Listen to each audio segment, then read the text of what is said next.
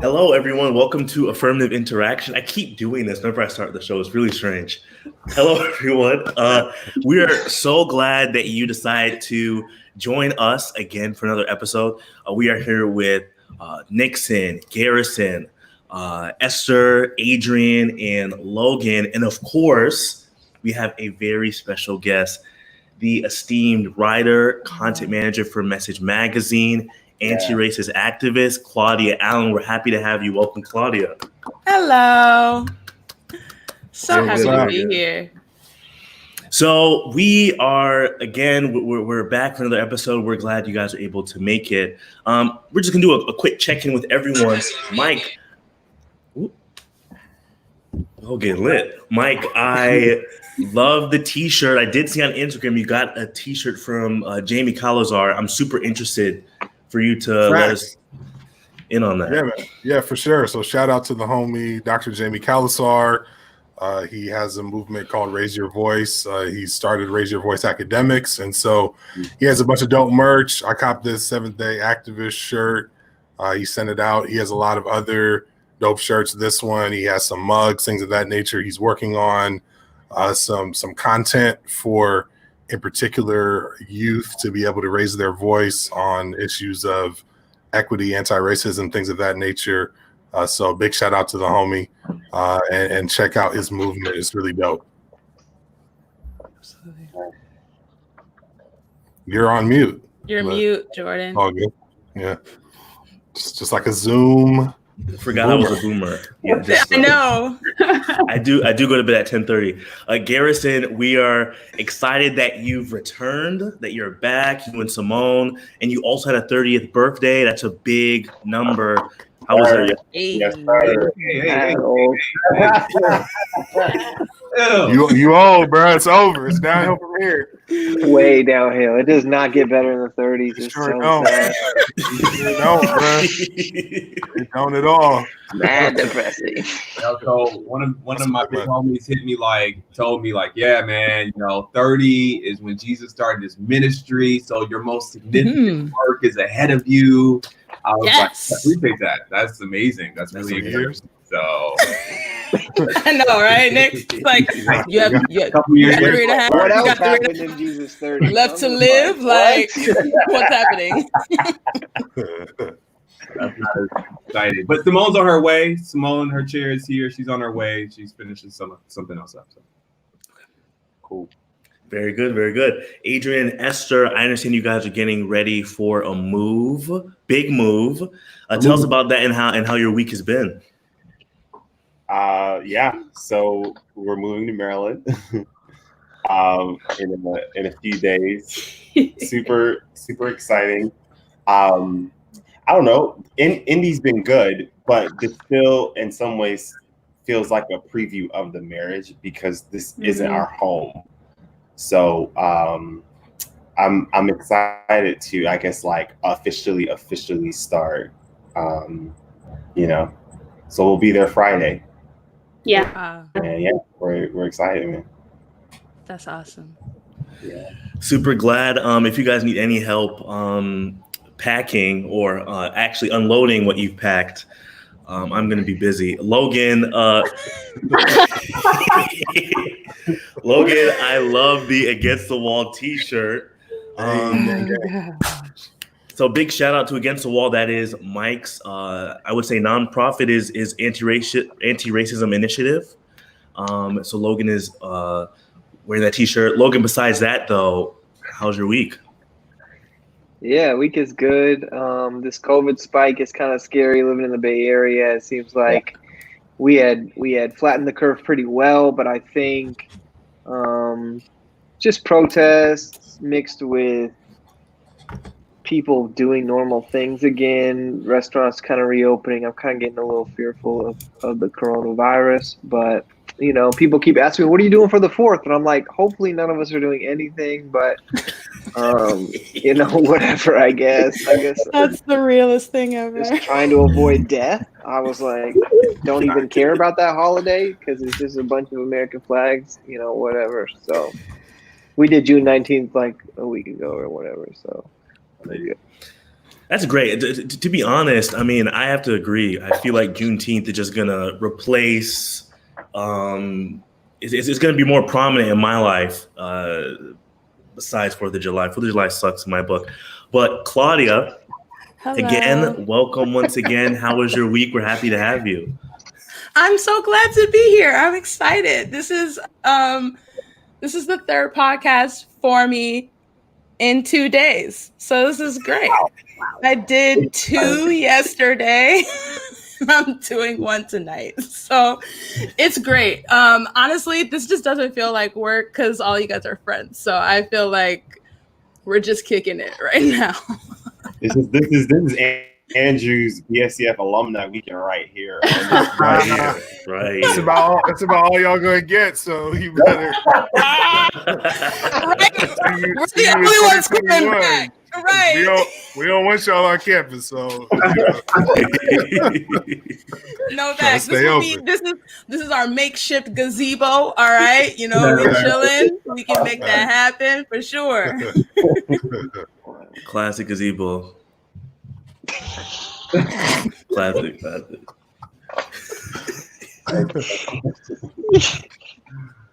Oh man. Okay, so just wanted to take a quick look on who's joining us right now. Quick shout out to Jan Henry. Jan is clearly excited that Claudia is here, and we are too. Sean Tay Sledge says happy birthday, Garrison. Once again, happy 30th to Garrison. Garrison, I don't know if you got the birthday video I sent you, or maybe not. I didn't actually. You didn't, but I did say 30 is a new 15, and then now that I think of it, it makes no sense. And Donnell says live from NY. Once again, the loyal shout out to the Don. The loyal viewer. And Bree Vallet says we're missing Danielle. We are missing Danielle. Danielle recently moved to Maryland, so I guess we're all just assembling like the Avengers right now. Good for you all. Yeah. Thank you. So before she starts her job, she's taking vacation this week. So we're missing her, but she will be back next week. And hello, Siobhan. Thank you for joining us. So we're just going to get right into it. And we're just going to make sure, guys, when we are sharing, let's just keep our responses concise because we really want to make sure we get all perspectives in because we have a lot to cover this week. So Jesse Christ is a good guy. From what I've heard, I heard he's a good person. He has to give to the poor, which I appreciate. But there have been calls to, remove Jesse Christ, I guess, from the Christian evangelical canon. Yeah. There has been a tweet sent out by Sean King where he says, and I'll just read it real quick. He says, I think the statues of the white European they claim is Jesus should come down. They are a form of white supremacy. Always have been. In the Bible, when the family of Jesus wanted to hide and blend in, guess where they went? Egypt, not Denmark. Tear them down. So just to give further context, all that has been happening in this country has really turned America, Black Lives Matter, anyone that is an ally to really rethink the symbols and the policies and the things that really perpetuate white supremacy in this country. So Claudia, I do think that you know a lot about this topic because you did write a magnificent article, and we'll make sure we put it in the comments too, on white Jesus and the history behind it and why he needs to be taken down. So please just kind of give us a little bit of what you wrote about so we can set the table. Yeah. So, so the article is entitled Why White Jesus Has to Go. And basically I kind of start by sharing that Jesus kind of became seen mostly in European iconography within the 13th and 14th century. And then over time, that's only morphed, right? But I think one thing that, should be said is during that time period, painters, sculptors, people that were doing art were creating based off their own images, the images of their friends and family and things of this nature. And then eventually what ended up happening is art then began to replicate itself, right? So it's like if we've got this image out, then a painter is going to look at that last painting and then paint from their own imagination, so forth and so on, right? It's really not until the 19th century, the late 19th century, that we start getting specifically kind of like white Euro-American images of Jesus. But from history, Warner Salmon's 1941 image called Head of Christ is probably considered the most famous picture of Jesus. This is like, portrait, blonde hair, blue eye. Like this is like sexy Jesus. This is like Southern sexy Jesus, 1941. Like some scholars even consider that Jesus to actually be a little effeminate. And so they're kind of like, why haven't we ever talked about the fact that Jesus seems super feminine in this painting? But so this painting ended up becoming so widely circulated that it was in every single home, every single school, every single church. Some preachers actually were asking people to carry that picture of Jesus in their wallet. And so, yeah, there was just this idea that this particular image, Warner Salmon's image, is the literal image of Christ. And that image of blonde-haired, blue-eyed Jesus immediately got attached to white supremacy, both psychological violence, physical violence, spiritual violence. And while white Jesus, let's say in the 13th, 14th, 15th, 16th century, wasn't necessarily, the violence attached to him was not necessarily racial. I think that it's fair to say that historically, iconography has most certainly played a role in violence against people. And so I think that it's just in the 20th century that we see this particular iconography start to have the most problem. And quite frankly, I don't think, or to be fair, I don't think that Warner Salmon intended that this be white supremacy Jesus. I don't think that he painted this thinking like, man, I really hope the KKK picks this up and starts let people know Jesus is not for them. I really don't think that was in his heart. I think that he painted an image, and I think that people who believe in eugenics, people who believe in the purity of whiteness, people who believe in the power of whiteness took this image and felt like it was the greatest expression of those ideas. And that's kind of what ended up with the Warner Salmon image. I end the article basically suggesting that maybe we should consider defacing Christ and instead not necessarily be so caught up in maintaining his image, whether that be for educational purposes, spiritual purposes. But let's look to this event at the 16th Street Baptist Church, where this church was bombed and so much of the church was left in ruin, except for this stained glass window of Jesus, where the face is the only thing that's black, that's kind of burst out. The remainder of the window is kind of still there. There are some other aspects of it that have been, blown out, but everything else, that window is like still standing other than Jesus's face.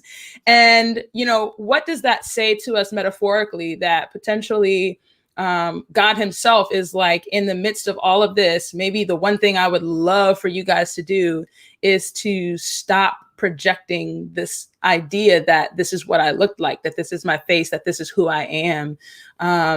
Let's kind of remove these graven images and let's get back to the heart of who I am, and maybe even the commandment of not creating things in my image potentially. And I think one thing I will say that I think I forgot to say is one person commented on the article, and I thought it was a really great comment. And she said that she feels like white Jesus is also an anti-Semitic attack, because it completely erases Jesus's Jewish heritage. And, that's not something that we talk about enough either.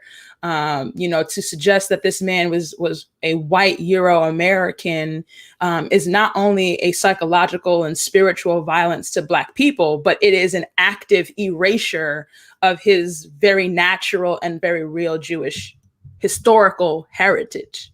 And that is a kind of violence against the Jews in present day. Thank you for that super quick overview. I have to say, what really kind of jumped out to me is this idea of that I didn't consider until I read your article, that Salmon, the guy that painted the picture, didn't have malicious intent. Just like so many things, I think in America, something good is co-opted and used to oppress Black and brown people or people that are disenfranchised. I think that's just super fascinating that, even this painting itself, again, is inherently, it's not bad. It's just the way that it's used is deeply problematic. Mm-hmm. Absolutely. And I think that's partially what white privilege is, right? Is that you can do things unintentionally and it still cause harm. And you ultimately do not have to bear any kind of responsibility for the harm that it caused, simply because your whiteness does not have to take into consideration the feelings, thoughts of others. It's, well, this was my intent, so that's it.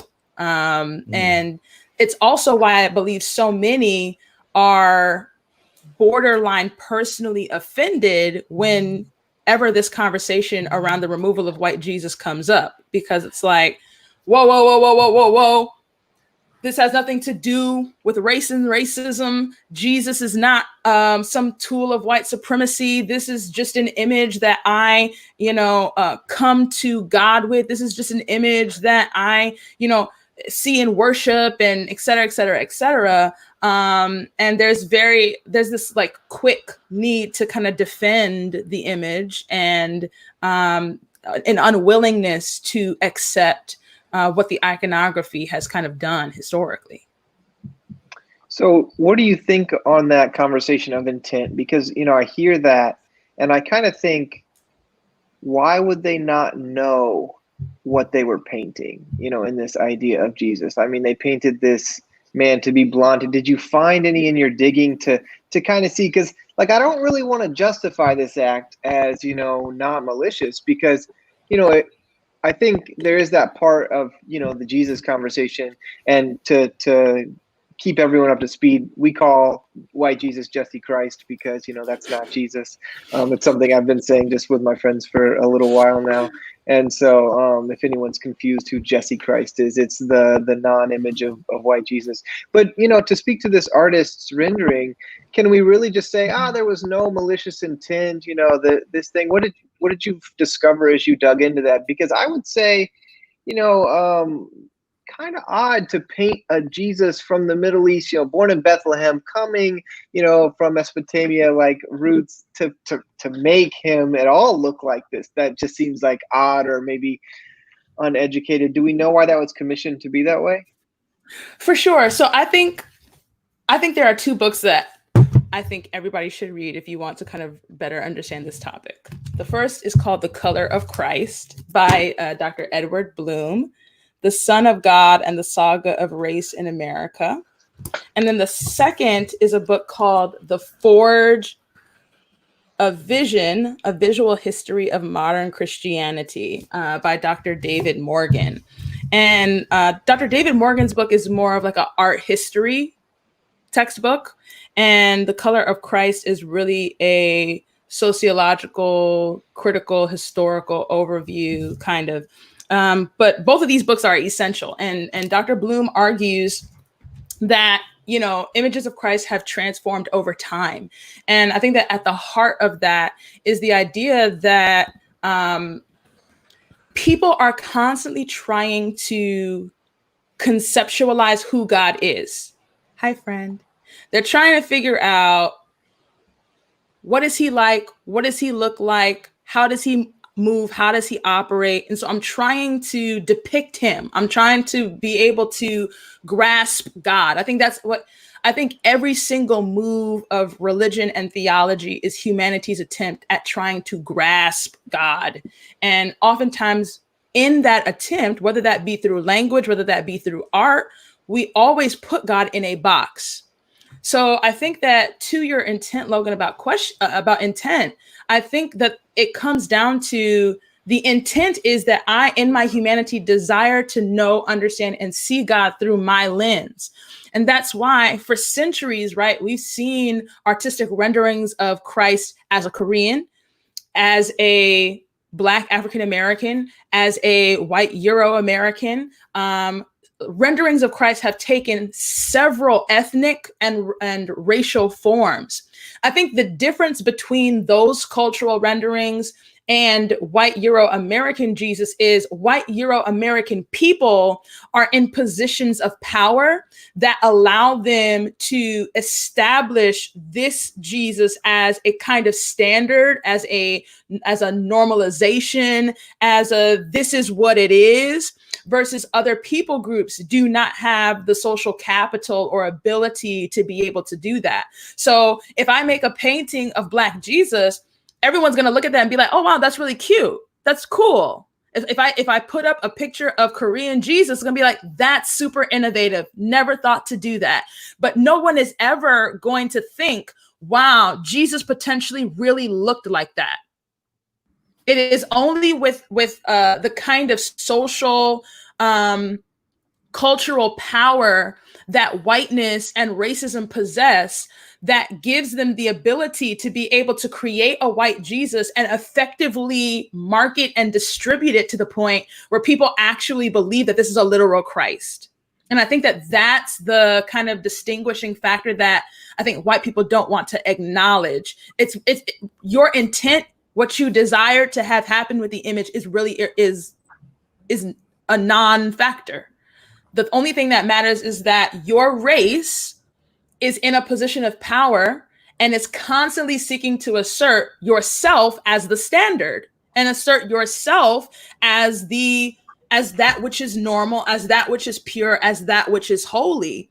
And so the moment that you then do that to Jesus, and then on top of that, you put mass production around it, then it goes to a completely different level. And no longer is this just kind of Warner Salmon's depiction. Now this is white America's depiction. Now this is a system. Now this is an entity that is further perpetuating white supremacist ideas. And what are white supremacist ideas? White supremacist ideas are the notion that white Euro-American expressions, whether that be through skin or any other means, is standard, is normal, is what we all should be wishing and praying and hoping that we can be like. And that's why white Jesus becomes so dangerous.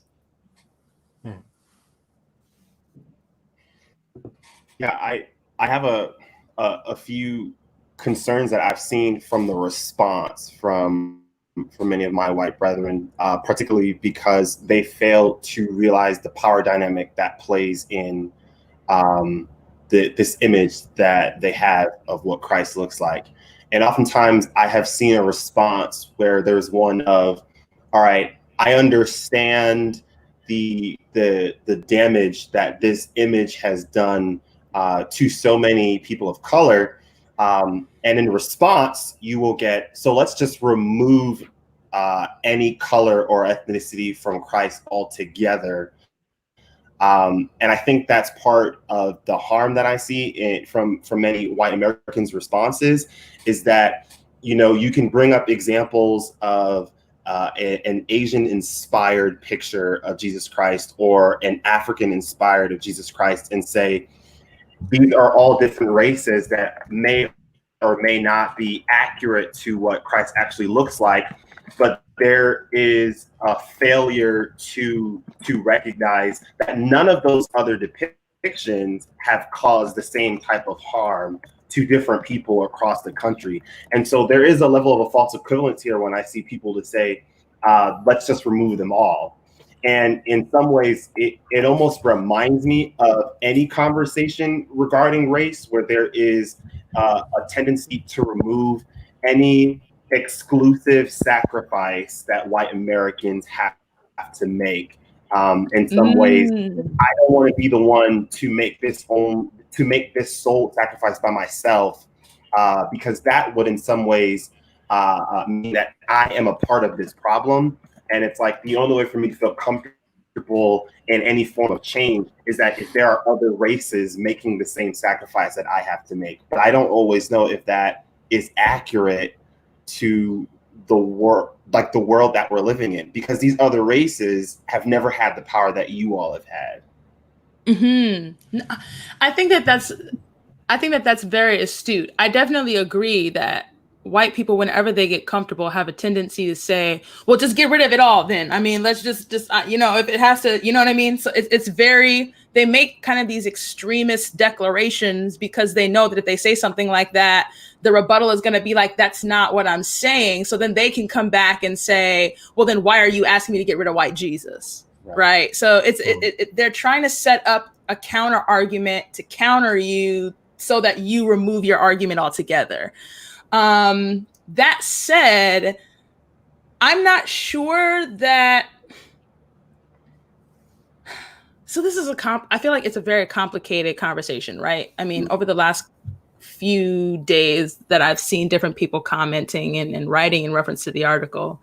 On the one hand, I've seen a lot of people say, hey, we should have never had images of Christ because these are graven images, and just make him an image of light, or, something non-raced, non-human, something of this nature, right? Everyone wants to kind of eliminate the humanity of Jesus altogether. At the same time, or on the other hand, I also kind of hear what you were saying, Adrian, from the standpoint of, let's have more diverse images of Jesus. But even if you have more diverse images of Jesus, is that really going to fix the problem? Because these people groups that are now being represented in these new renderings of Christ are not in any social position to have these images have any kind of altering effect. So I think that it's almost kind of a multi-layered work, right? I think that theologians and religious scholars have to continue to do a work around the historical humanity of Christ. I think if we can all get to this place where we all fundamentally know and understand who Jesus is, or who Jesus was, and how he moved historically, Palestinian Jewish man from Nazareth who hid out in Egypt, kind of a thing, then I think when we see images of white Jesus, it won't have the same effect, right? So you have to remember, when Warner Salmon's painting was done in 1941, there was no theological or religious scholarship that was being published on the historical nature of Christ. So it was very easy to say, this is the depiction of Jesus, and culture kind of take over. Whereas now we have much more scholarship. Time magazine even has done, entire issues that, seek to kind of portray, this is what Jesus more than likely would have looked like. So globally, I think that there's a different understanding around what Jesus more than likely looked like, so that if I see a white image of Christ, it's not going to have the same destructive impact in 2020 that it had in 1940. That said, that doesn't necessarily mean that white images of Christ are not problematic. I think it's just that, when you take something into consideration in conjunction with history, theological and religious scholarship, I think that what is articulated and what is gathered, it's just a bit different. Like art, the easiest way I can say this without being so complicated is all art exists and functions within context, right? So whether it's literature or whether it's a visual rendering, the painting or the book, always is going to sit within the historical context in which it was published or painted.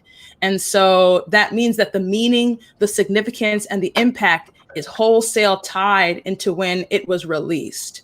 And so I think that that's the same thing for these images of Jesus. I think we're looking at a historical, contextual moment, while also trying to consider, like, what does that mean for our contemporary moment? Yeah. If that makes sense. I feel like that was super complicated. No, it does. It does. Yeah. No, I appreciate that. And maybe I'll jump in and just add a couple quick observations. One of the reasons why I think, Jesse Christ got to go. And again, thank you, Claudia, for your article. It's powerful. And for all those who've written and have done work on this area. And it seems the large amount of writing and effort that has to go into dismantling whiteness all the time is pretty interesting. But I think the reason that resonates with me the most around why I think these depictions need to go is because the ongoing effects of them, even disconnected from any overt desire to oppress or to diminish or subjugate or exclude, in particular, Black persons, it's continuing to have that effect in really subtle ways. And I'll give you two quick examples. And I've shared this with some of you all before, but I don't think I've shared it on the pod.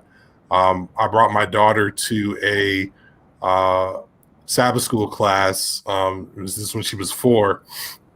And she was having a good time. She was getting involved and everything was fine. She was making friends and all that. And I didn't pick up on anything that was like iffy because, my antennas were up and I was like, I just want to make sure that, these folk ain't trying to, colonize my daughter, and nothing like popped up like that, but we were walking from the class to church, and we bumped into this white gentleman who has a beard that she'd maybe seen one time before and who I interact with like every once in a while, but not necessarily close at all. And she looked up at me and she was like, "Daddy," and pointed at him. "That's Jesus." And nobody had said that to her. A Sabbath school teacher hadn't said that to her. Y'all know I hadn't said that to her. Like, right. The vibes in our household. Yeah. But she, Noah's like the smartest, 5-year-old now in the universe. And so she kind of put 2 and 2 together. I'm seeing these images. I'm seeing these felts. I'm seeing these pictures. They're talking about this guy, Jesus, who, is God. And, white dude with the beard, that's Jesus, right? And so we had to do some serious, in-depth unlearning of that already at age 4. And again, that wasn't like necessarily an intentional act by anybody involved with that scenario, but just the existence of those images has a certain effect over time. It's just inevitable. The second quick one I'll share is last summer, and this is kind of where like the Jesse Christ thing, we really adopted this framing from Logan. I had the opportunity to go to Kenya, and while I was there, I was told to visit this place here. It's the African Adventist Heritage Museum, and everybody was like talking it up. Everyone was telling me that, you have to go there. There's so much amazing information about, African Adventist heritage, and you'll love it. And so I was super excited. So, I pulled up and I went, and as I went there, I was greeted with this photograph.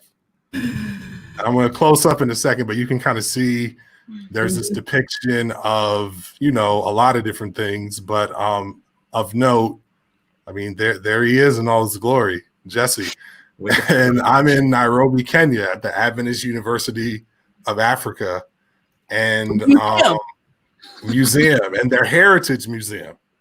And this is the portrayal of Jesus. At least, we got like a black angel here. So we at least bumped up to that status. We usually don't even get that necessarily. I was in the motherland, and, I assumed that I would see something different. And it was evident that this had made its way onto those shores, obviously from these shores. And so African persons who are studying there walk by that every day. And that's the picture of Jesus that is shown.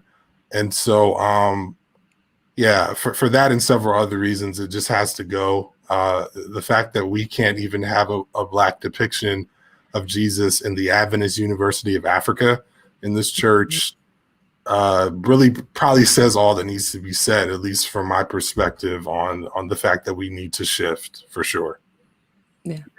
Yeah, if I can just jump in there as well. I think the thing that's kind of striking to me as a pastor of a church, like a couple rooms over in our sanctuary, we have a white Jesus. And I tweeted this because it is a weekly comment, like during normal times when we were meeting, people would every single week say like, yeah, the service was good, but man, that Jesse up there was like real, you know what I'm saying? Like Jesus back, like that white Jesus was really distracting, like constantly.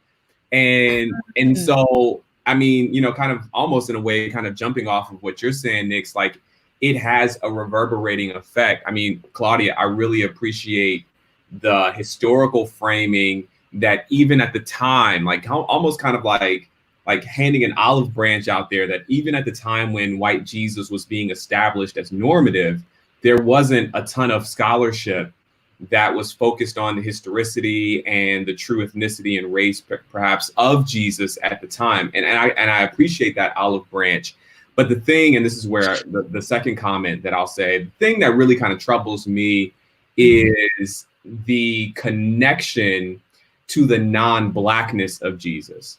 And I've seen that over the last week or so of this conversation being in the mainstream, is that there are so many people who are willing, first of all, there are a lot of people who are unwilling to unwhite Jesus, right?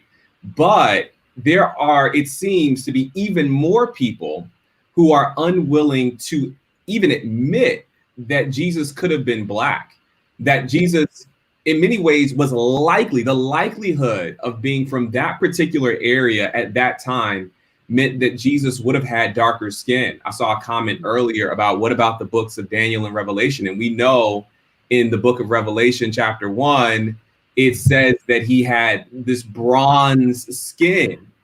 Now, I literally Google searched bronze. I didn't put anything other than just bronze. And it's blacker than meat. Like it's Black, you know what I'm saying? So like the likelihood is that Jesus was Black. He we have to be okay with Jesus being Black. And I've seen an unwillingness, like, okay, he's not white, but he's Middle Eastern. Well, Middle Eastern, what does that mean? Like what does that mean? And it really is, for me, rooted in a great deal of anti-Blackness that exists in this world, which is the power of white Jesus. The power of white Jesus is not to have an image that looks like you and its representation and it makes it easy for me to connect. It is specifically designed in the perhaps globalization of it to diminish God as a Black being and a being that's directly connected with Blackness. Yeah, I think,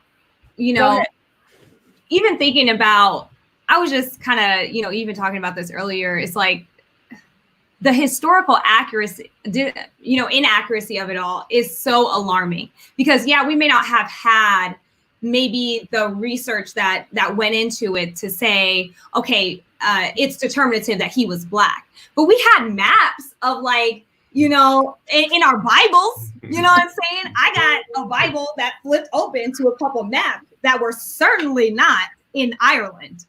And I am just alarmed that we have people who are so attached to the idea of there being a white Jesus because that's who we've made him to be. Honestly, the offense and the inaccuracy is flagrant. It's actually appalling because it is so clear that he's from a part of the world that is not white. And the fact that it ever was that, the fact that the depictions of him were ever white is already bad enough. But then when you try to have some common sense and say, okay, well, let's look at where a dude is from. And let's look at what, who do we have coming out of those areas? people actually get upset. And that is amazing to me because, you know, it is just so obvious. You know, if somebody were coming from the Philippines and we said, oh, it's a white person, you know, we would be like, I mean, are they a missionary? Are they like, what's going on? Because that's not accurate. But because he's from the Middle Eastern area, because we're talking about Africa, you know, we have such an issue with reconciling that fact with just the previous images that we've had. And it's just, I mean, it's just such a silly thing. It really is. That's so good, Hayes family. They went back to back like that and just dropped knowledge. It's so good because what's also coming to my mind as you're talking, Simone, is I'm also remembering that white Europeans have almost always been on some kind of conquering tip. Right? Like they've always been on some kind of quest for colonialism, quest for the acquisition of lands, quest for the elevation of self. And they have always been trying to seek to alter science, ideology, philosophy, and religion to help them in that venture. And so it's like, if I'm trying to conquer the world, then I need the world to believe that their God looks like me. Yes.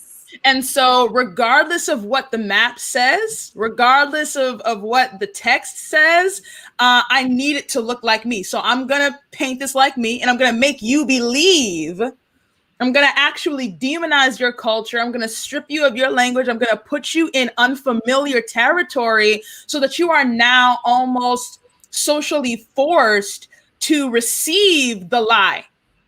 And borderline psychologically and physically beaten into receiving the lie. And that is, I feel like why they were able to do that, because it's like, if I'm trying to which they effectively did, right? Like they actively colonized the world outside of Antarctica, right? So they effectively went place to place to place. And in order to do that, whiteness must be a superior entity. It must be a superior expression of humanity.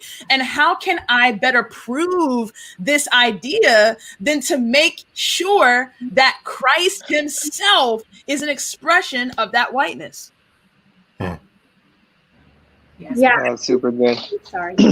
No, go ahead. I wasn't. I was going to say, I think thinking about all the historical context and all of the things that go into why, like what would fuel doing this throughout history. My question to people right now, as I see them pushing back against this so much and see like that obvious discomfort with this conversation, is I think for a lot of people, making Jesus Black, making Jesus a person of color, is forcing them to divorce ideas that they have about Blackness and that they have about people of color, like divorce those ideas from each other. Because you can't have a Black Jesus, the symbol of goodness, the symbol of divinity, the symbol of all of this, while also harboring all of these low-key ideas about Blackness being criminal, about the Middle East being a place of terrorists and violence and like you can't hold those two things in the same same place. So there's a lot of cognitive dissonance that I think people they're not ready for it. That's so, I want to do a dance. It's so good. Oh man, no, seriously, that's so good. I don't even have anything to add. I just think that I need people to let that really like resonate. I think that that's the heart of the frustration, is that I'm still harboring these ideas about what I think Black means, about what I think Middle East is, about what I think is happening over there. And so because I am unwilling to change the way that I think about the Orient, quote unquote, and because I am unwilling to change the way that I think about Blackness, I am unwilling to attach Christ to it, even if it is historically accurate. Even if Jesus was a toddler running around the pyramids, he didn't blend in. Like, I don't care what you tell me. He was just over there and they just didn't have access to him. But it wasn't like he was blending in. I think that there's something to what Esther has just said that I feel like is just so key to why they do not want to let this thing go right now, because they don't want to let go of their inherent prejudice. That's what it is. I don't want to let go of the prejudice ideas that I have. Yeah. And so that's why Jesse has to So I just want to say, I'm sorry, Logan. I want to say super quick because I love this idea that Esther just posited, and I think the irony of it is that Jesus, he arrived on earth to communicate this idea that those that we consider other should be in the forefront, should be taking precedent.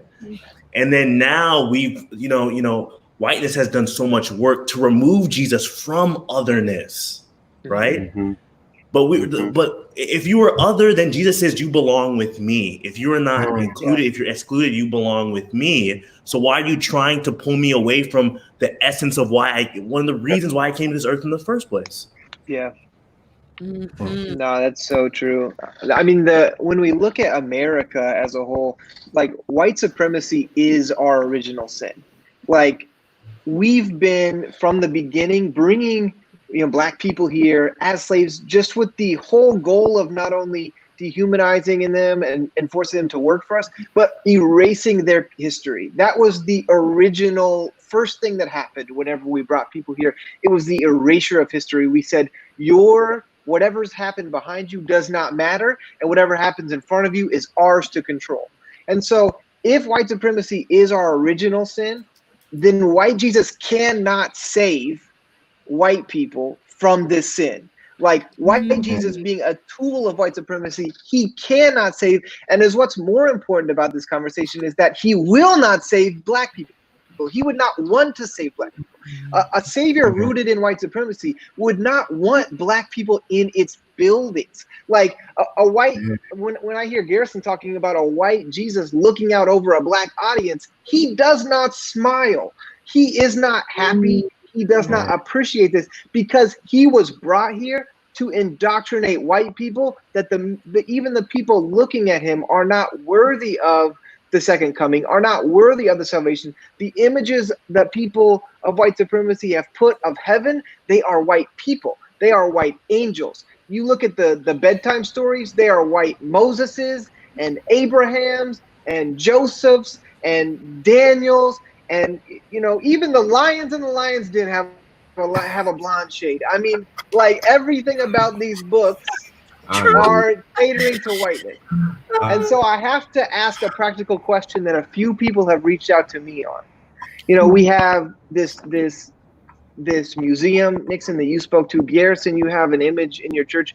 We did a remodel at a church in Missouri, and I'm not going to mention it, but I know that they brought an image, and I sent it to the group chat, Jesse Christ, and we hung it on the wall in the lobby. It's pretty similar to the one. What could people do that are asking, what do I replace this with? What do I change this to? Because the whole idea of getting rid of an image will only work. Like, the only people that would do that are the people that are getting rid of white Jesus. The white people are still going to just be like, nah, we'll just keep this image because they didn't have anything to replace it with. So, because the image of God is important. He's historical. Jesus existed. If you want to make God in Asian or, God in every culture, God, that's fine. Jesus existed.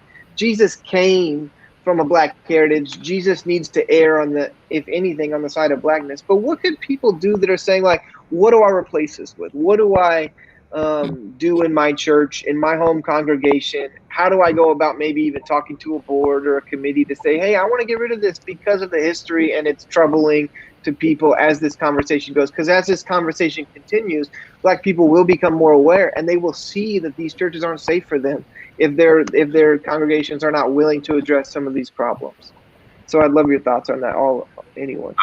I'll jump in to start, because I'm in that process now. So as I mentioned, we got one. We got Jesse in the other room, and I can say, can you guys hear me? I don't know if you guys hear me. Yeah. Okay. Good. So I can say that people have prioritized removing it in their giving, and that's really important, because Obviously, our churches work on budgets, and we say this is what we're spending on for this year. You guys get the way a budget works, and you know that our tithe dollars don't stay here.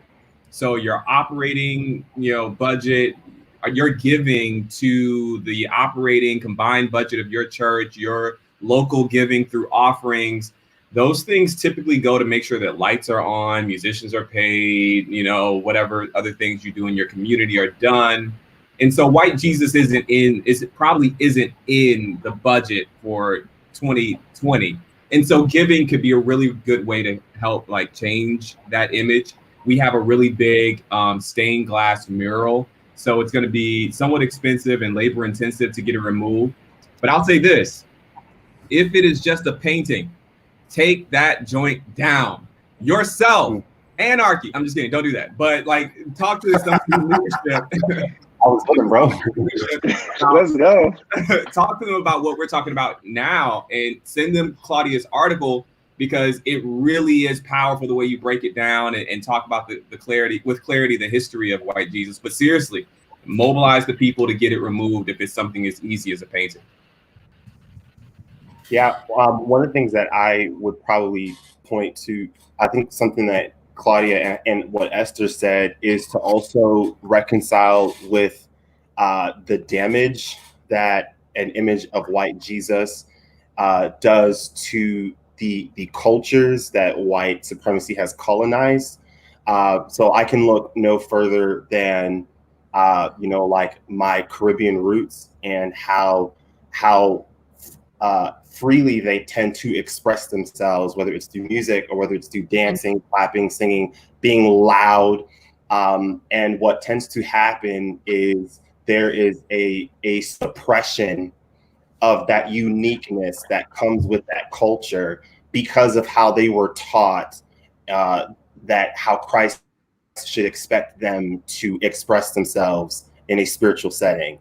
And you see that happen in other areas, even in our country. We don't have to go to all the other different countries, but I think that has also been part of the problem, is that the idea of a white Jesus justifies the cultural expression of other people's countries.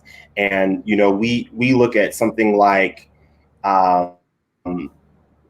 you can look no further than, I guess, our experiences as students at Andrews. There was so much pushback just for New Life to have drums during Black History Weekend. This idea that it is irreverent to express themselves in a particular and unique way is rooted in something. And at the face of that is this idea of a white man who they call Christ. And that, I think, is also part of the conversation, is to recognize that if we are going to dismantle the power that a picture of white Jesus has, we also need to recognize that that picture has been used to justify an effort to delegitimize other people's culture. To everything you guys are saying, I think that it's twofold. So I think on the one hand, I definitely think that we need to begin to empower Black images, Black expressions, Black religious art, things of this nature in many of our houses of worship. But I also think that it's also time to kind of remove these white images because they are a part of a dangerous revisionist history, right? And I think that it goes to even the conversation about the monuments, right? Because George Washington, Thomas Jefferson, all of these individuals, right? I don't know what that is, but I'm actively trying to clap it to death because, did I get it? It's this huge thing, and I was like, no, the Lord's not in that. I missed it, but I'll keep going with my point until I find it. I think that we also need to think through our revisionist history as well, because, right, George Washington, Thomas Jefferson, all of these white moments in history, white individuals, right? We read them as, oh, well, this is this brilliant thinker on liberty. This is this brilliant general from the Revolutionary Army. This was this brilliant individual. And I saw this thing on Twitter that just like blew my mind. And it was like, what if you just like removed that stuff and said, this individual was complicit and participatory in the kidnapping and setting up of sexual and industrial slavery of children. Like what if you just like put that in there? Like, are you still going to make a memorial of that person? Right. And I think that's kind of the way that we need to see white Jesus. I think that we need to see white Jesus from the standpoint of this is a broken image that has done significant damage for centuries. Rather than trying to protect him and come up with excuses for him, we just need to identify the reality that I'm going to tell the truth about this moment in time. I'm going to tell the truth about the effects of this image, and we're going to remove it rather than trying to constantly maintain the same narrative. And I think that's why this moment is calling for such radical change, because I think that our nation has gone through such a long history of not telling the truth that so many people are saying, you know what, since we are requesting the truth, I want to see the truth in the art. I want to see the truth in the literature. I want to see the truth in the monuments. I want to see the truth in everything. And if that makes you uncomfortable, if that makes you feel like you're not ready for that move yet, then that's on you, because I'm not asking for anything that is untruthful. I'm not asking for a fictional history. If anything, I'm asking that we decenter and destabilize the fictional history that has been established for the past 2-3 centuries. I think that's a really important point that I kind of want to hold on right there, Claudia. I mean, we've seen this conversation. We even had some conversations about the larger white Jesus conversation, but I think rooted in some of the pushback is this idea, and we may have even seen it within, today in the comments, is this idea that like, are we asking too much? Like, are you pushing too far? Are you going, are you asking us to do too much at once? And I think what you're saying there is so key. I'm not asking you to do anything untruthful. I'm not asking you to do anything immoral. I'm not even asking you to do anything too hard. I'm asking you to stand up for what's right now. And if someone claims to be an ally, they will receive that as the truth. Like I love this book by Michael Eric Dyson called What Truth Sounds Like. It is a powerful, powerful book because it helps us to understand that hearing truth is often the last thing that we want to hear. It's often inconvenient. And so the truth of the damage and the pain and the hurt and the inaccuracy and the inequity of a white Jesus, if that is offending you, then I would challenge you by saying that you likely have not been listening to truth long enough. You likely don't know what truth sounds like. Wow. Yeah, I just want to say real quick, I mean, I literally just Googled a picture of Black Jesus. It's $36. Your church has $36. And I really like, you can't really read it here, but it says on here, "Forgive them, Father." And I think that's really dope because but now they know what they do. Well, yeah, now that they know, but they still need forgiveness for blindly or willfully promulgating these false pictures. So I dropped the link in the comments. I'll even donate a couple if some of y'all need them. Like, it's, you can go to a pharmacy and get the picture blown up bigger, all types of sizes, frames. It's not difficult. So amen. Amen. Yeah. Amen. And look, if you have to take this same picture that Mike shared and just look at it for 5 minutes before bed to work to erase Jesse out of your mind, please do that. Please do that. So I feel like Headspace should pick this up, or the Calm app. Just have like have a Black Jesus. I can just see Jordan at 10:25, just ready for bed. Just like staring. Oh, But you know, in speaking of white Jesus, there are other images that have been also called into question and I would say viscerally taken down. And those are monuments of people that contributed to chattel slavery here in America, monuments of people that have had deeply problematic histories in this country. And that has led to a number of things. And, you know, some of those things have been white people co-opting, you know, the monument discussion to, I would say, paint themselves in a light that they feel as if they're being attacked, that their history is being attacked. And also Trump responding to these same occurrences with threatening executive orders and retweeting white power videos, which just, it sounds like a comedy storyline to me for some reason. It's ridiculous. So with all that being said, Garrison, Simone, you have returned, and I understand you guys have knowledge on this. Please kind of help us make sense of what's going on. I think, you know, I think that what Claudia said about white Jesus being a tool of revisionist history, I think that almost seamlessly kind of connects to this conversation about the Confederate monuments.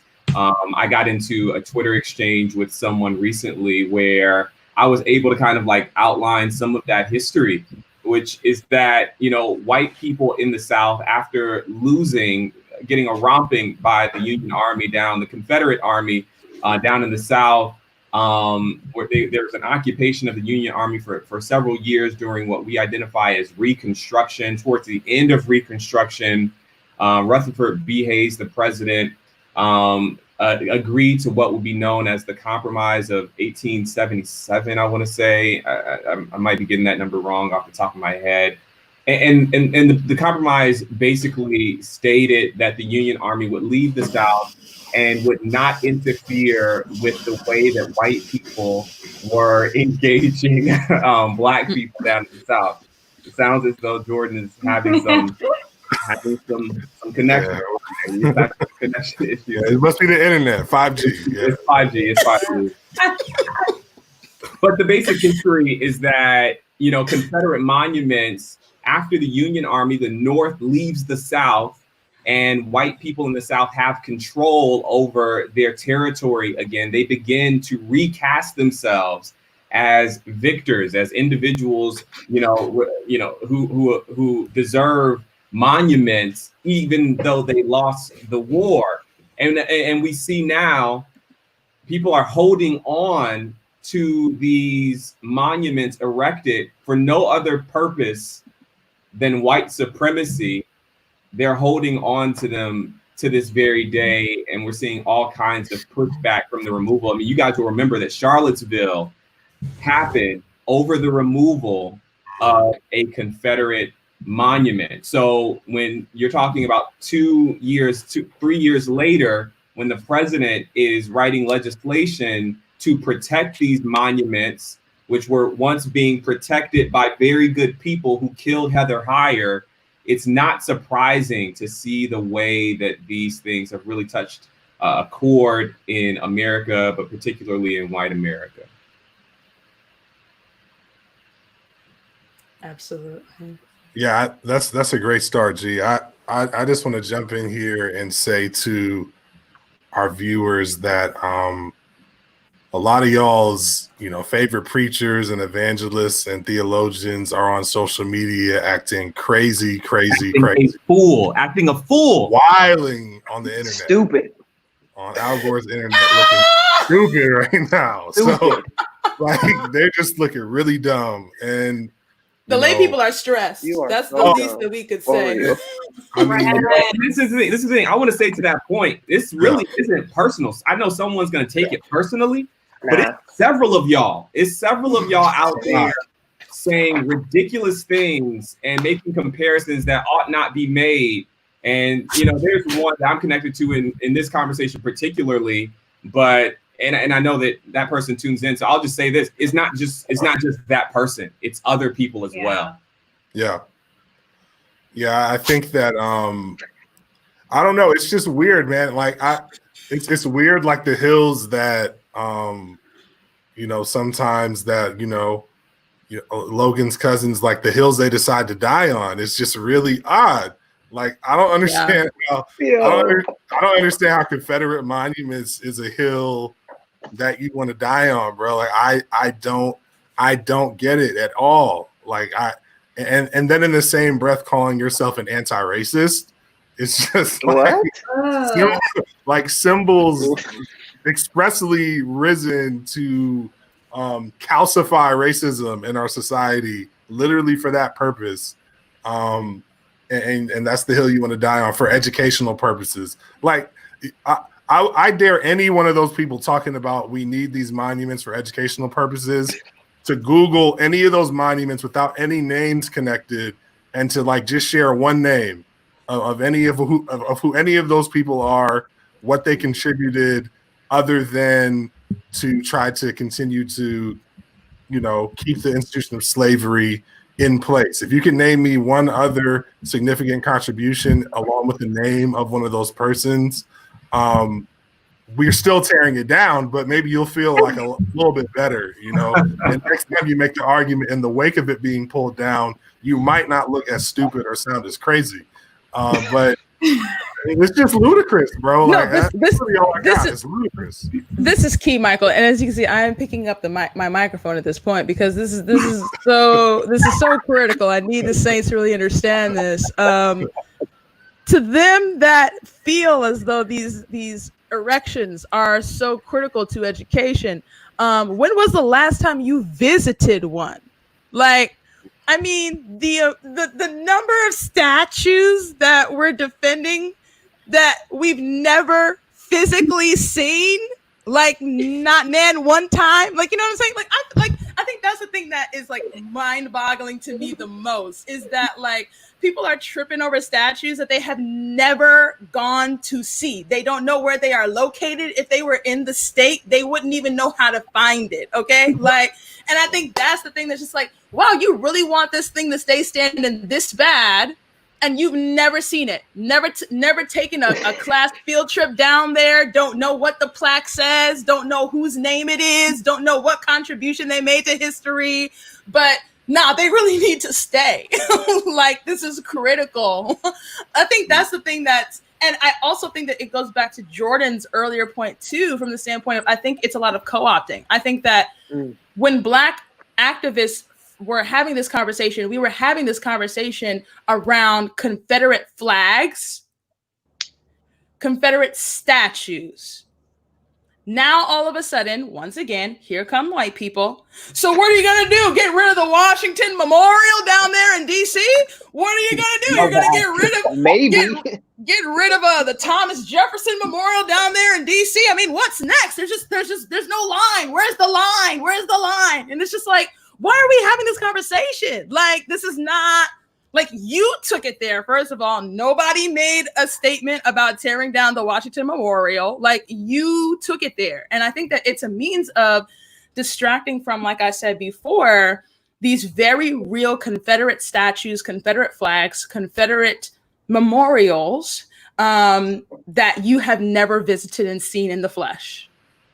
And I want to add on, just to something that Jordan said earlier when he introduced it. It wasn't just that Trump was making executive orders. He was also tweeting out pictures of protesters that were at these sites with their pictures, their photos, their names. We had a mayor, I think it was in St. Louis. Who was on her Facebook Live reading the names and addresses of some of these protesters. Yeah, and then she came out and apologized. And so this is part of her job. And when we're like, what hill are we willing to die on? And I remember listening to an interview by Jon Stewart.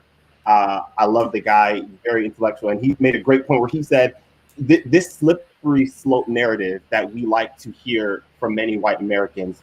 In a hypothetical scenario, let's play that out, right? Let's say what they're describing as the worst case scenario of a removal of, let's say, Thomas Jefferson, right?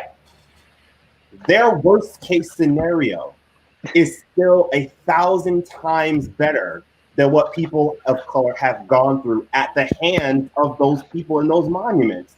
And so when you think about this worst case That's it right there.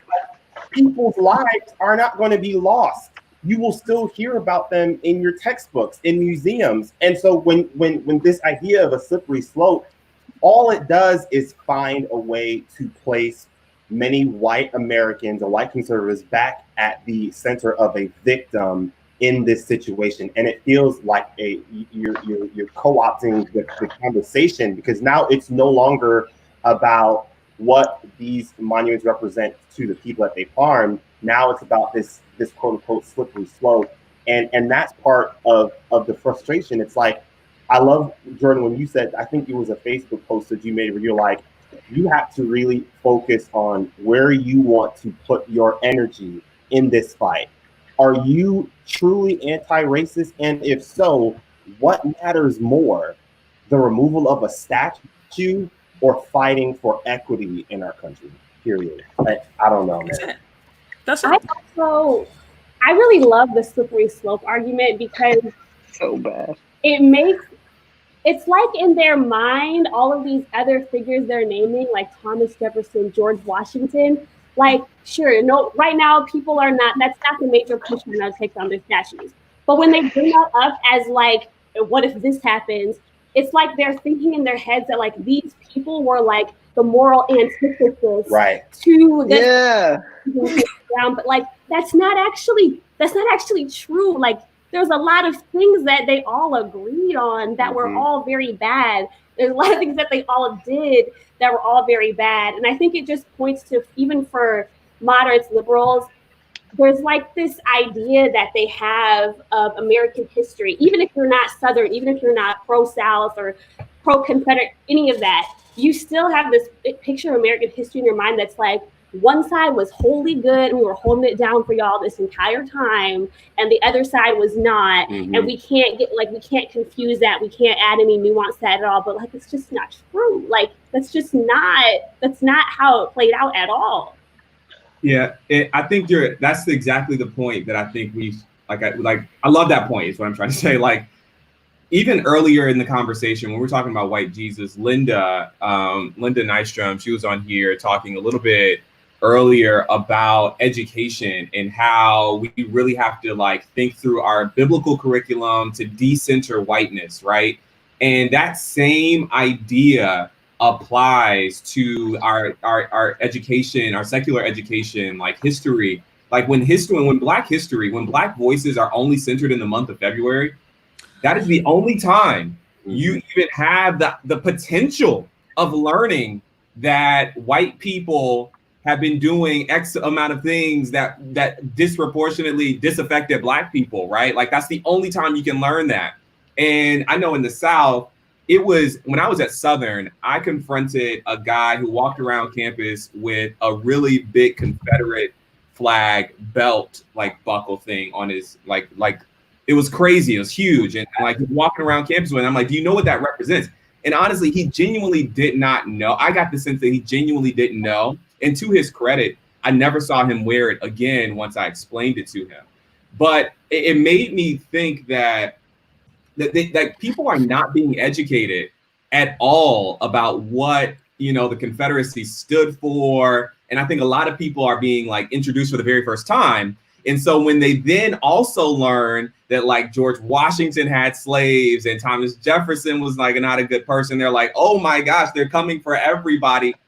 Well, in a way, if you learned a more balanced history, you'd realize that we should be coming for everybody. Like we should really reckon with the distaste that is existent in all of American history and really talk about that from a really nuanced perspective. And that's the thing that I think can come out of this that's a positive, that people are now being introduced to the trashness of America from day one.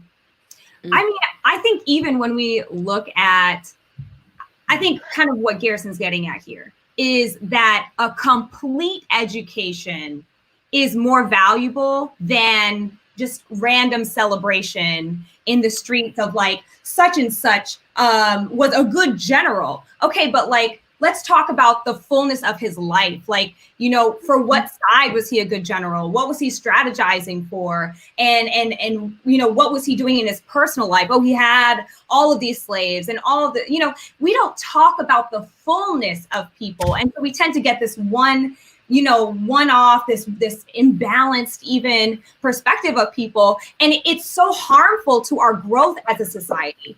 And in addition to that, you know, I've heard a lot of people say, well, I just want to preserve the individuals who I came from, you know, my ancestors and all these people that fought, you know, and they died and all this stuff.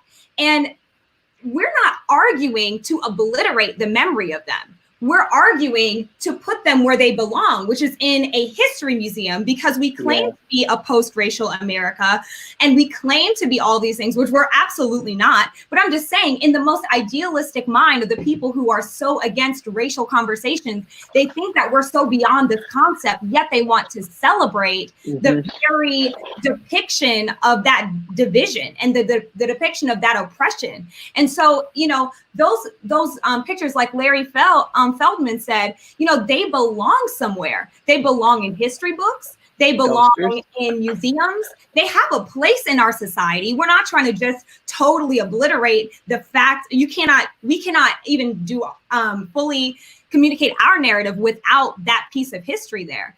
But it has a place in a monument in modern day Alexandria, a monument in modern day Charlottesville. It is not the place for that. And this is the last thing I'll say. I'm sorry to jump in like kind of back to back here, but I do think it's really important to know that, you know, as we're talking a lot about anti-racism as a society today, like that's a big like talking about, oh, I'm an anti-racist, or we need to be anti-racist. Your anti-racism is only as valuable as the history that it's built on. And I see a lot of people like jumping to like, oh, I got to be anti-racist. Like, oh, I'm going to be anti-racist. But you don't know history. Right. So it's impossible for you to be anti-racist. So you end up doing more harm than good because your quote unquote anti-racism is built on a colonized history. Yes. So until you decolonize your history, until you get to a place where you're understanding history from the perspective. Uh-oh. The Lord is not in it. I rebuke it in the middle. There he goes. We lost. You heard mid sermon, Garrison. I had to rebuke that spirit. I don't know where I was I don't know where I was, but I'll just say this: until you decolonize your history, until your history is built on the narrative and from the account of the very people you claim to be an ally of, you are not an ally. You are actually more harm than good. You're hurtful to the cause, and we actually don't need your help. But what we need for you to do is to learn your history. I think it was Little John when I was in high school that came out with the song "Read a book, read a book, read a blanket book," and I think that's like a really important conversation.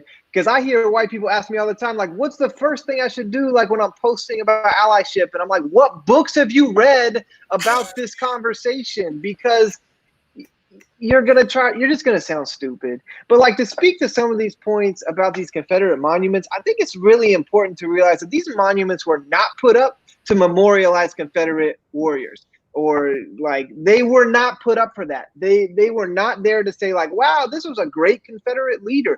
They were put up to let black and brown people, specifically black people, know that we lost the war, but y'all still are not free.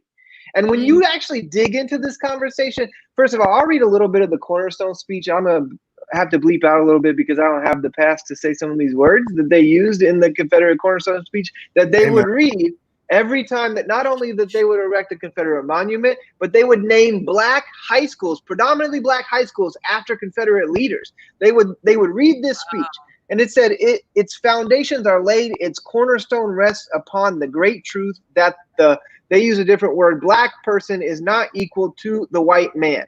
That slavery's subordination to the superior race is his natural and normal condition. This, our government, is the first in the history of the world based upon this great physical, philosophical, and moral truth. They would read this at the representation and unveiling of Confederate monuments, but no, a lot of monuments were put up from the 1880s to the 1910. during the Jim Crow era. That's really important. So this was, I mean, the Confederacy ended in 1865. 15 years later, we start putting up these because the KKK had then been recently come to light. But the funny thing about this is that they would rededicate monuments during different times that Black Americans in those communities were receiving some sort of equality. This happened. Most Confederate monuments were rededicated during Brown versus Board of Education. That was a really big time of rededication during the Civil Rights era. And then a majority of Confederate statues were rededicated when Martin Luther King Jr. was assassinated. They used these monuments as a glorification of a Black man, a Black leader, a Black voice, a Black activist, a Black preacher, a Black historian's death. They murdered him and then they glorified it through Confederate statues. And I'm not even talking about the Washington Monument, because that dude was trash too. He had every opportunity to end slavery, and he chose not to. This was a documented thing. They had the conversation, should we end it? And they said, nah, it's not that deep. We'll talk about other humanitarian issues. They decided to write the book and say all white, male, Christian men, landowning, gun-owning men are created equal. But let's not even talk about it. Yeah, if you don't want to remove Confederate monuments, we will tear down your statues of the people that you see that are part of the Union that are good. We will tear down Jefferson. We will tear down Washington. We will tear down Abraham Lincoln, because even though he eliminated slavery, he was anti-Black. Let's not confuse it. These things are important. If you can't see the normalcy of destroying the racism that is the Confederate monuments, you're really only fooling yourself. This is just a starting point of white supremacy. This is just literally the beginning. And if you support Confederate monuments, you are in and of yourself anti-Black. They are, you are. It's not a history book. It's not a lesson. It is anti-Blackness in and of itself. The end of it. That's it. And that's all I'm going to say. Great point.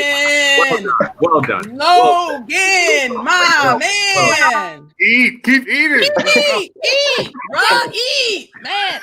It's just important that history is so important to know what you're talking about these things, because literally it was a campaign. The Sons of the Confederacy and the Daughters of the Confederacy, they put together a campaign to rewrite the history, to tell you that the Confederacy was about states' rights. It was not. It was about slavery, because slavery was how they got their money. When you own someone that worked for you for free.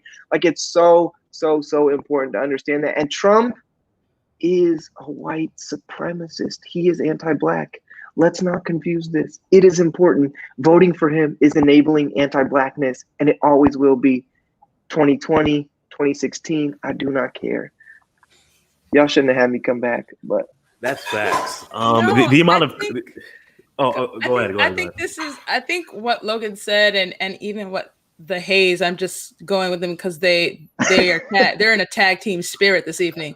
What they said is so crucial, because I think that guys, I think that education is key, right? And so the fact of the matter is slavery gets a week in our textbooks.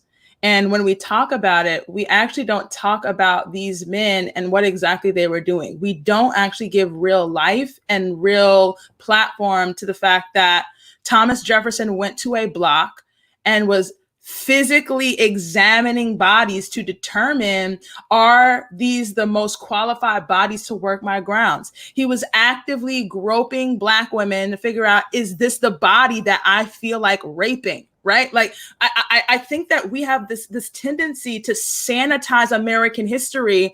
And unfortunately, because white Americans have always been the ones transcribing white American history, they're always remaining in control of the narrative. So we don't have to talk about the fact that Thomas Jefferson has several descendants as a result of Sally Hemings. You have to read his biography or read some upscale scholarship in order to know that. That should just be basic level elementary history, that Thomas Jefferson was raping Black women on his plantation. Like, there's just some stuff that, unfortunately, because we have left it in some kind of a history vault, the majority of American masses just do not see these people through the appropriate lens. And so there has to be a true re-educating of our country's history. I read an article that was really kind of talking about how this author of D'Angelo of White Fragility has really been getting a lot of publicity lately because of her book, and it's on the New York Times bestseller. And if you want to know about how to be anti-racist, you got to read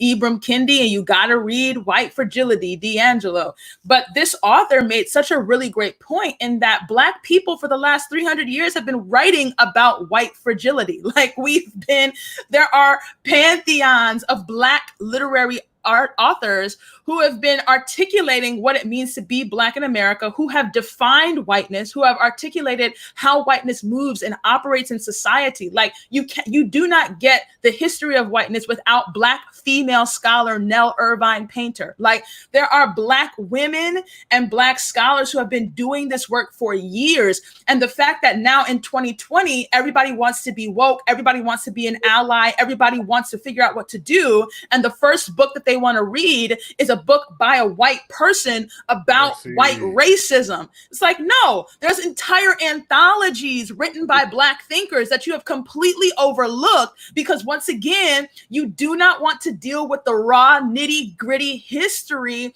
of white supremacist violence in this country. You do not want to read that stuff in Baldwin's work. You're not ready. And so you find these contemporary white scholars that write it to you in a way that makes you feel comfortable, and that's the book that you want to buy. And I think that if you're really, I think Logan said it, the Hayes said it, if you really want to be anti-racist in this moment right now, you need to go through a very serious re-education where you decolonize your history. You take whiteness out of the center of it and you put Native Americans at the center of it, and then figure out what is American history when a Native American body is in the middle? What is American history when a Black body is in the middle? And then I feel like you better position yourself for these conversations, because as long as whiteness remains at the center of these conversations, you will always be offended whenever we want to talk about taking down a picture of white Jesus or taking down a statue of a slave owner.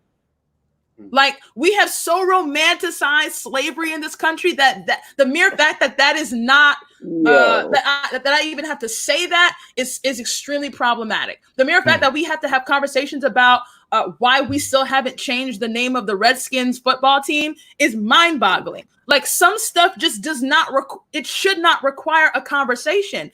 But the fact of the matter is that our history remains at the center of whiteness. And until whiteness is no longer the center of our nation's narrative, we will not have any kind of real growth whatsoever. Not possible. The story has to be completely rewritten. And I think that their unwillingness to remove these statues, to remove these pictures, things of this nature is evidence of their unwillingness to change the narrative. And that is why white supremacy will perpetuate. That is why we're not going to go anywhere. I don't care how many posts you make. I don't care how many articles and books you read. If you do not want to change the story, then you do not want to do the work of anti-racism. Mercy. Yeah. Phenomenal. And oh my goodness. I mean, Claudia, I mean, how much are they paying you? How much are we paying you? I mean, there needs to be an honorarium on the way or something. Mike, if you want to work that out, feel free. But you're the host, bro. What you talking about? Yeah, you brought it up. She was here for free. I know Esther wanted to make a comment, but before that, I just want to, again, shout out people that have been rocking with us for this episode. We love the engagement in the comments. Bree Vallet, Mike Miller, Felicia Alexander, Javon Hines, Jeremy Mendenhall. We are loving what you guys are saying. Again, they honestly just feel like our one of our adoptive parents on the show, Larry and his wife Sandy, always holding it down for us. We love you guys. So again, thank you so much, everyone, for tuning in, and thank you for these comments. I love what you guys have been saying. Esther, please take it away for us. Yeah, so I just really wanted to touch on education, and I know like it's been said a little bit here and there that like the true tragedy that we're seeing right now is people learning so late. Like, everybody's learning everything so late, and now they're having to unlearn, and that's a lot of work.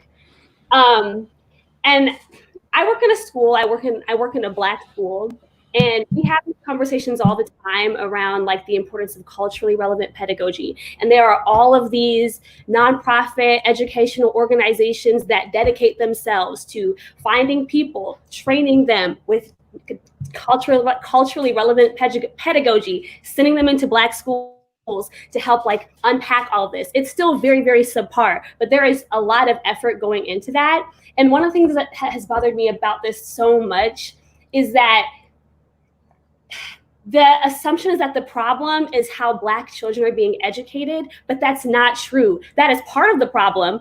The education that Black children are getting all across the country is extremely subpar. It needs to be fixed. But this idea that culturally relevant teaching is just for Black kids is extremely false. And there needs to be TFAs and urban teachers, all of that stuff for infiltrating white schools. Yeah. They have to do it, because what's happening right now is there's all this effort going into creating Black students that are able to survive. That's really what it is. Here's tools for you to survive and navigate these racist systems that exist, because we haven't managed to take them down yet.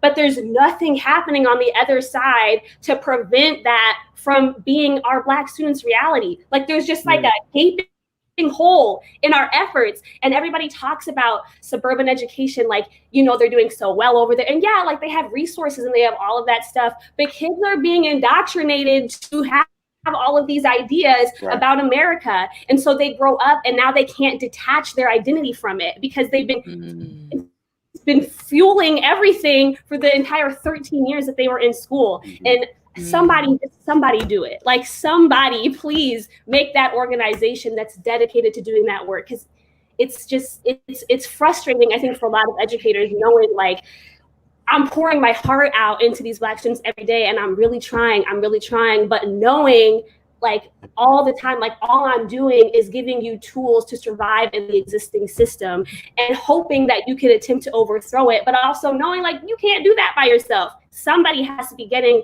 other people, white people and white children, in on that fight earlier on, because you can't count on this unlearning in college and meeting new people and broadening your horizons. It's not enough. That's a great idea. That point to kind of what Simone was mentioning earlier, and possibly of what, you know, Logan, you know, he's always battling these people on social media.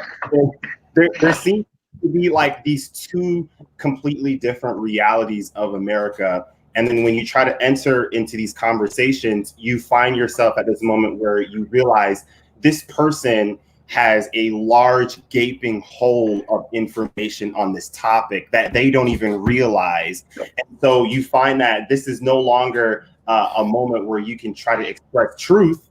Now it becomes a moment where like, now I have to like break this down into bite size for you so that you can try to make an attempt in understanding. But as you've kind of seen, I know that like Esther and I have talked about it, these moments where you're trying to express the pain behind some of these monuments or this picture of white Jesus, many of these white Americans are not entering in this conversation for the sake of being humble or for the sake of trying to convert. This is nothing more than just like a very vague debate to them where they feel I'm going to bring my opinion, they're going to bring their opinion, and then we're good, right? Without realizing that their opinion is harmful, right? Like their opinion is rooted in a very white supremacist, racist belief that has been taught to them since they were a child, and they don't even realize it, which is why education is so crucial in rectifying that harm from a very young age. I realized that so many of the systemic racial writings I was not introduced to until I was a sophomore in college. And I remember, and I know, you know, what Robert DiAngelo said, for many white Americans, you can go past college and never have to wrestle with race. You can take specific classes, you can get a specific job, you can move into a specific neighborhood, never having to wrestle with the accurate depiction of history. To that point, you know, Adrian, I think you're making such an important point. I'll say this, you know, as you all have as well, we've been engaging in these conversations with people who are just kind of encountering, like you said, Adrian, this stuff for the very first time. And one thing I've noticed is that as long as you're listening to the voices that are actively trying to discredit Black voices and Black, centered histories, you're never going to get this. As long as you're listening to the Dave Rubins and the Thomas Sowells and the Ben Shapiros of this world, they are actively working to discredit a centered, a holistic version of history. One thing that I've even encountered is like people will send me these articles of others who are like, oh, this was an inaccuracy and this thing wasn't right, or they said this and it wasn't true in this way or that way. And the thing that I'm always like trying to challenge people to think about is how many inaccuracies exist in our normative curriculum. Yeah. How many factual inaccuracies have we learned through the years? I know I've learned factual inaccuracies, even about Black Wall Street. I learned factual inaccuracies. I've learned factual inaccuracies about Atlanta and different things that happened down there that later on I realized, wait, that wasn't true. And yet no one ever took the time to write lengthy and detailed articles to try to discredit that history.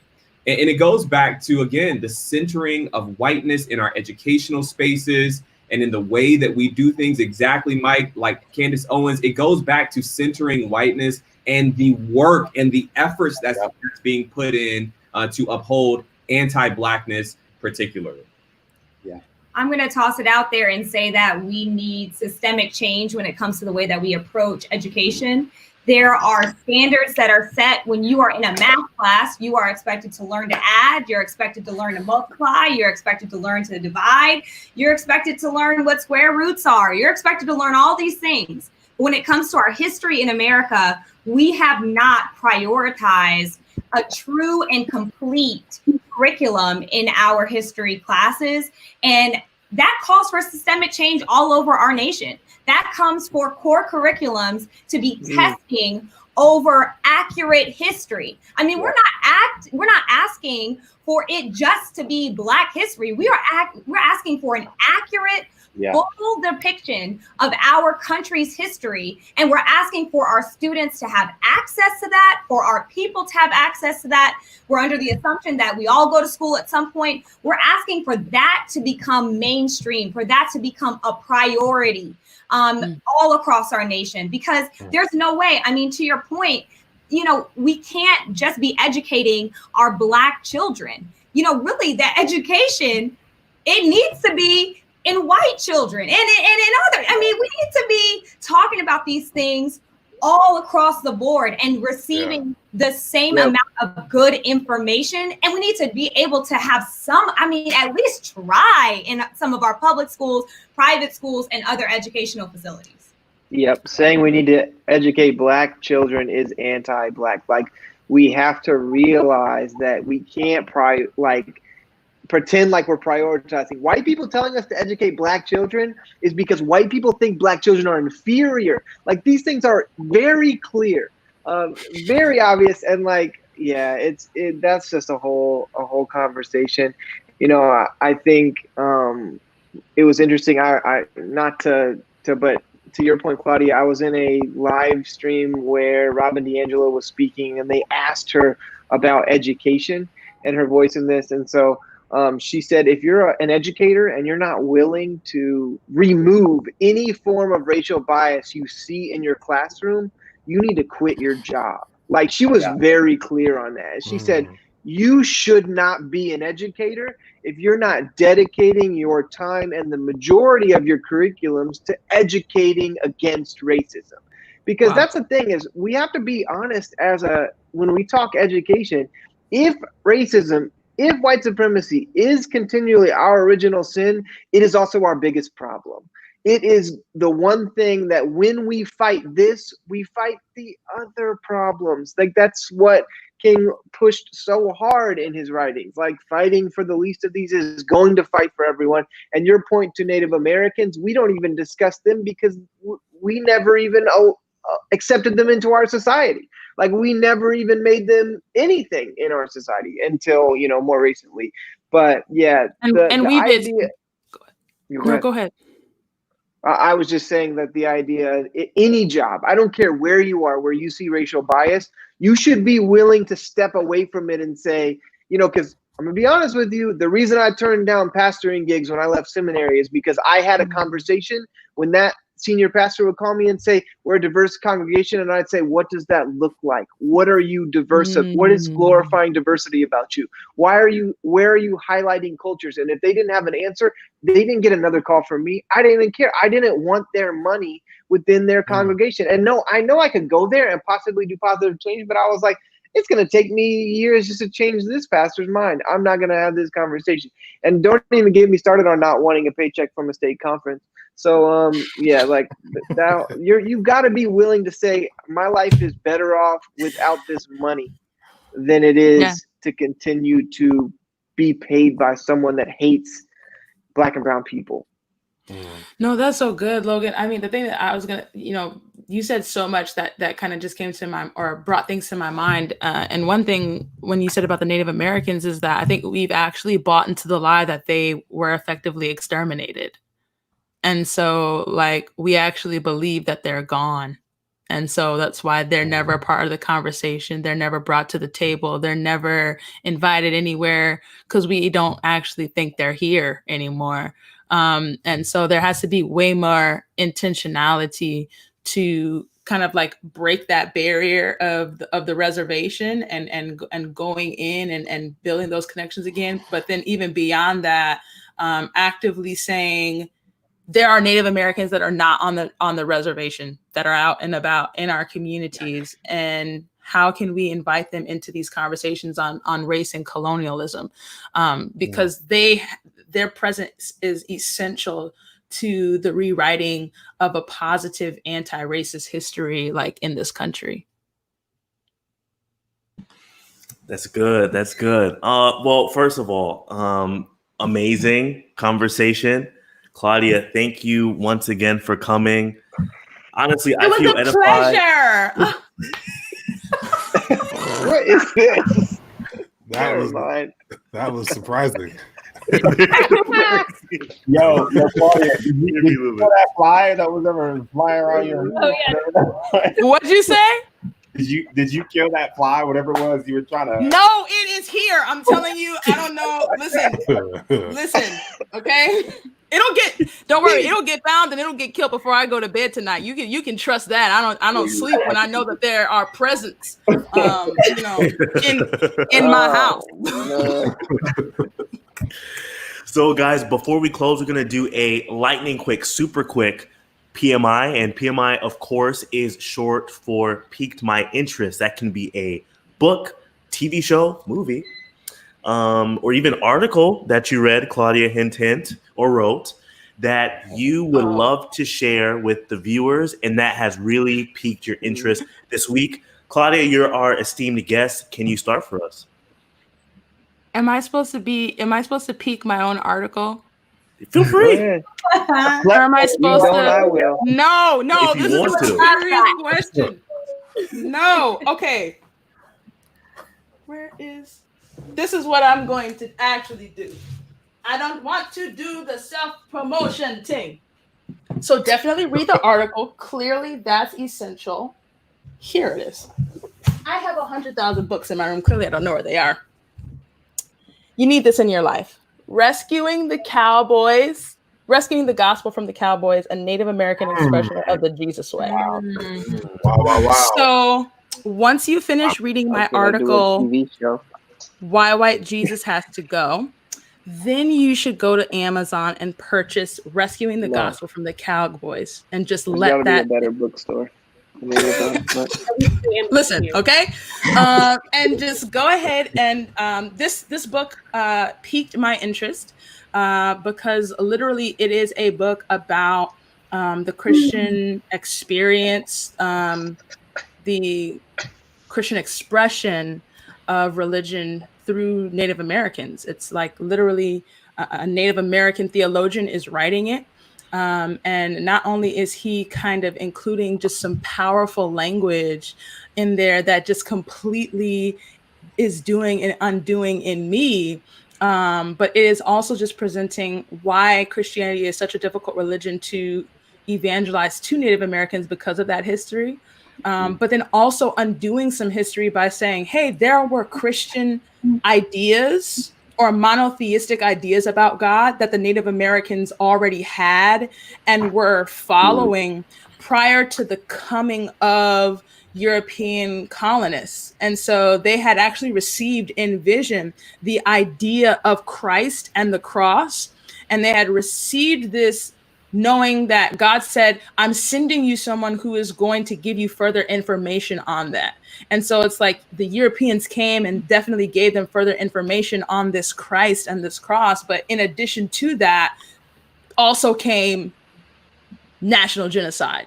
And so it's like, how do you reconcile knowing that this monotheistic creator, they call God creator, that spoke to you and told you, this is what I'm trying to reveal to you and express to you, but then simultaneously just so much pain and suffering came in conjunction with that delivery. And so just such powerful stuff, man. He when he writes, I love language. One of the things he says is he calls the Holy Spirit Great Spirit. I'm telling you, language is everything. It's like when you hear other people talking about God in their language, it fills you, it restores you, it heals you, it moves you in a completely different way. And I think that we're so used to hearing European language around God, that I'm telling you, when you hear this Native American talk and explain and theologize about the same God, it's going to do something really powerful for you. So why Jesus has to go, and then rescuing the gospel from the cowboys. Thank you. Cannot say it enough. Garrison, the birthday boy, could you go next for us, please? Yeah. Okay, so the thing that piqued my interest probably for the last 2 weeks, I haven't been on, but I've just been like really like powerfully moved by the book Chokehold by Paul Butler. It's just been like it's been mulling over it. He, obviously we know Eric Garner and George Floyd in a way, and a few other, notable prominent Black men have been killed by the use of chokehold. And Paul Butler, who is a law professor at Georgetown University, uses that to describe the experience of Americans. He talks about how a chokehold is a process of coercing submission that he describes as self-reinforcing. So in other words, a chokehold justifies additional pressure on the body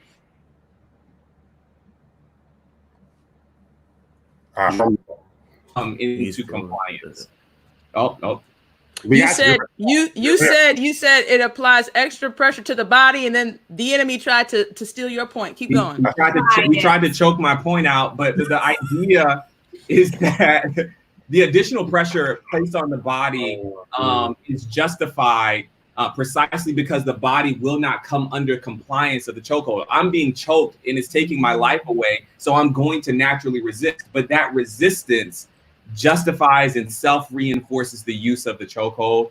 He says that is the experience of being Black in America, that our very resistance seems to justify the use of force that is constantly meeting us, and yet the use of force is exactly what we are resisting. And it's a beautiful exposition, but that kind of pairs with this idea of abolishing and defunding the police, abolishing prison. And it's a really, really great book. Highly recommend. Chokehold by Paul Butler. Thank you so much. Esther, could you share for us next, please, on what piqued your interest? Yeah. So my interest, I actually listened to this podcast a few weeks ago, but this conversation brought it back to mind. I don't know, everybody hopefully knows the podcast, This American Life from NPR. But they have a really good episode that they did on Afrofuturism. Yeah. It's very good. I don't know. I'm gonna put the link in this chat, and then somebody put it in the actual comment section. Yeah. But it's talking about how like the act of just imagining Black people existing in the future and like the resilience and all of that requires is like an act of resistance in and of itself. And there's 4 different segments that are all very, very good, and it's way less It's a way less depressing way to engage in this conversation. So that's a really good podcast that you should check out. Oh. Thank you so much. And we'll be sure to put that podcast in the comment section as well as all the other things that we're sharing. Simone, could you share for us next, please?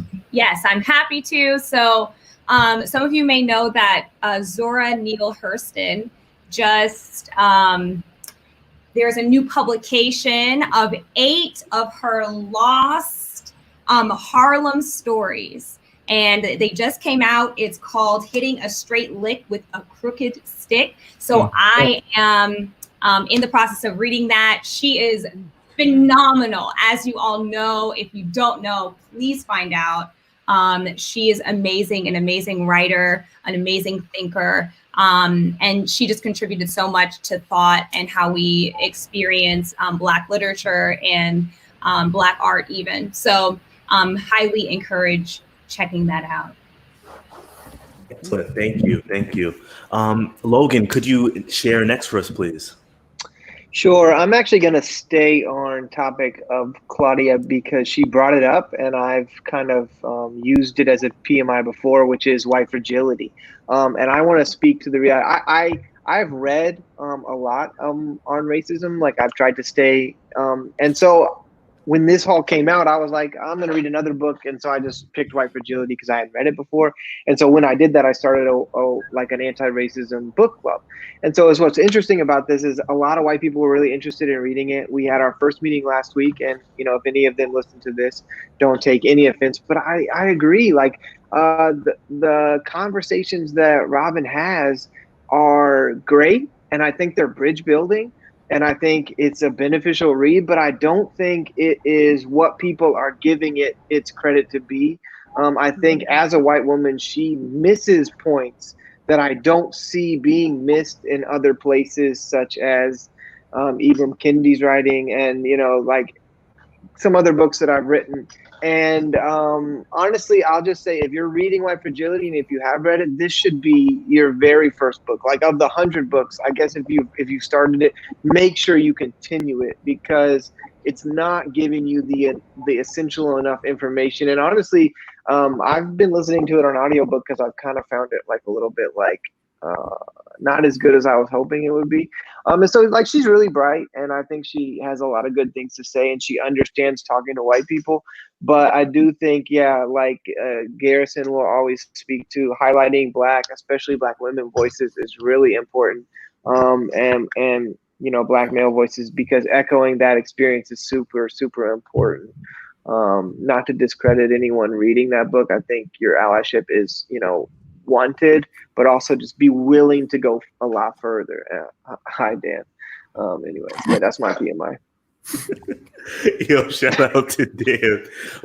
Mike, could you share with us your PMI, please? Yeah, if I can stop laughing. Okay. So a couple real quick things. So first of all, I want to share in the comments. It was a article that my wife Tatiana dropped on Juneteenth on worship and justice over at NAD Ministerial. Talks a little bit about white Jesus and some other things around the colonization of worship. And so I encourage everybody to check that out. I'll drop the link in the comments. My dad, because I'm his son, told me to mention that he's going to be preaching on this topic this Sabbath. Yo, drop the link. So, he doesn't have the link live yet because they don't. The people that are trying to plan will. But they don't do that. No, they don't do that. But shout out to the birthday homie. Yeah, facts. Right. That's a fact. So shout out to him, 62, getting old, bro. But he's my age. Yeah, low key. So look out for that. And one last thing I wanted to share, this book along the lines of what Claudia was talking about, book by Mark Charles and Soong Chan Ra called Unsettling Truths, The Ongoing Dehumanizing Legacy of the Doctrine of Discovery. It's a really powerful book. That doctrine of discovery is a really scary and sobering concept. Boom, there it is. That book is wild, but I encourage you all to read that as well because it will blow your mind. And there are definitely some unsettling truths in there. So yeah, those are my PMIs. I almost got boomered. I bet. Very good. Thank you for sharing. Unmute ever properly. Thank you for sharing your PMIs. My quick PMI is the podcast episode. Wait, did Adrian go? Oh, Adrian, please share with us. Please forgive me, cousin. I do not. So I had one, but one thing that really it brought me back to something else. Esther and I watched a couple of weeks ago a Patriot Act episode by Hassan Minhaj, particularly the one in response to George Floyd, where he does a very good job of breaking down two things. The first thing is that he asks us to zoom out of the picture, and there is an Asian police officer, which he opened up the conversation to kind of discuss that racism and the act of complacency by standing idly by is just as problematic as the one taking the life. And then the second thing that he talks about is just how we need other races, particularly the Asian community, that tend to be a bit more reserved in that conversation, to be a bit more active, because the way he phrased it, I thought was just very profound, where he asked us to just kind of how he phrased it as follow the chess moves. And he talks about how the civil rights movement that was pushed by Black Americans opened the door for other minority groups to follow suit afterwards. And there's just a level of failure to acknowledge how crucial that was, that Black people played in opening the door for so many other people to gain civil rights. And I just thought that one was profound. Overall, his content is always good. Very good show on Netflix and YouTube. Yep. Very good. Thank you. I do want to second that. Show was amazing. The episode was amazing as well. So my PMI is an episode from the show 1A. It is hosted by Jen White. First of all, she is a Black woman. She's a journalist. She's amazing, intelligent, charming. And the episode that she covered talked about the canceling of the TV show Cops, which is kind of a big deal because I'm a huge culture TV fan. And Cops is like a paragon of reality TV. But it was canceled because of these recent protests. And then they have the former showrunner of the Shield, and people that were able to also speak on this idea of propaganda, which started back in Dragnet, where PDs, Los Angeles PD, would link with TV show creators to create a positive image of policing. So it's super interesting. I'm going to drop it in the comments, and that is 1A, and you can find that on Apple Podcasts. So that's it. That is Affirmative Interaction, folks. What a show! Well, I thought we had another hour to go. Let me close the show in peace. Thank you. We're so glad that every one of you could make it. And again, we're so glad to Claudia for taking the time out to join us. The things that you've given us have been incredibly valuable. Of course. Incredibly valuable. We can't wait to have you back. And again, thank you to all of you for allowing us to interact with you and to affirming our existence, our thoughts, and our ideas. This is Affirmative Interaction. I'm your host, Jordan Smart. We'll see you next week. Wear a mask. Wear a mask. The census. Take the census. And vote. Not Vote for who? Vote for who?